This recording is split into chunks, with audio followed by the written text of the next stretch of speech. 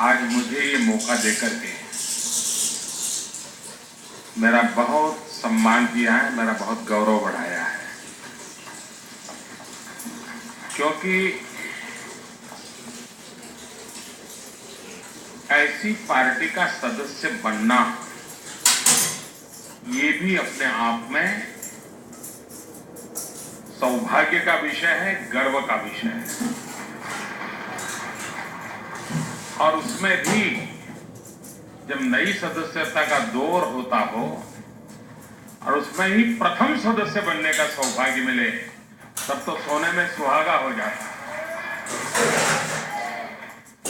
तो वो सौभाग्य आज मुझे मिला है। मैं राष्ट्रीय अध्यक्ष जी का और भारतीय जनता पार्टी का हृदय से आभार व्यक्त करूंगा। मैं जानता हूं भारतीय जनता पार्टी का सदस्य बनने का मतलब क्या होता है। उसके अनुशासन को, उसकी कार्यप्रणाली को हम सबने भली भांति जीना होता है। लेकिन जब शासन में भारतीय जनता पार्टी है, तब भाजपा का हर सदस्य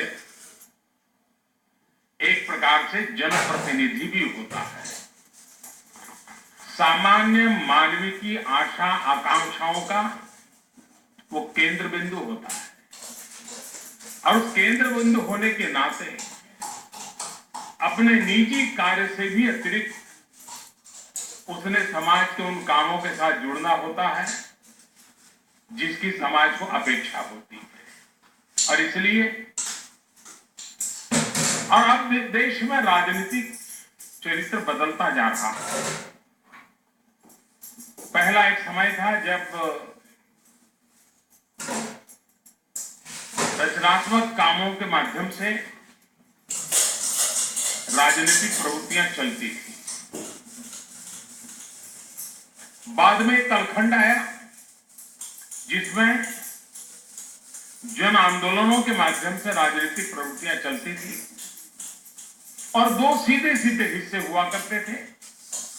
एक शासन में सिमट जाता था और दूसरा जन आंदोलनों में जुड़ जाता था। अब वक्त बहुत बदल चुका है। अब जन आंदोलनों के द्वारा राजनीति, वो कालखंड आज हिंदुस्तान में नजर नहीं आता है। एक बदलाव नजर आ रहा है, और बदलाव ये है कि देश सभी राजनीतिक दलों से, राजनीतिक कार्यकर्ताओं से कोई न कोई अहम भूमिका निभाएं, इस प्रकार की अपेक्षा करता है। समस्याओं का गहरा अध्ययन करना होता है, समस्याओं के समाधान के लिए भिन्न भिन्न रास्ते खोजने होते हैं, और ये जब हम करते हैं तब आज के युग में राजनीतिक कार्यकर्ता रिलेवेंट होता है। इतना ही नहीं, भारतीय जनता पार्टी एक लोकतांत्रिक व्यवस्था से चलने वाला विश्व का एक बहुत बड़ा महत्वपूर्ण संगठन है। हम सिर्फ भारत के महत्वपूर्ण संगठन ऐसे नहीं, हम विश्व के भी लोकतांत्रिक प्रक्रिया से बने हुए एक महत्वपूर्ण संगठन है। लेकिन कभी हमने हमारी इस प्रकार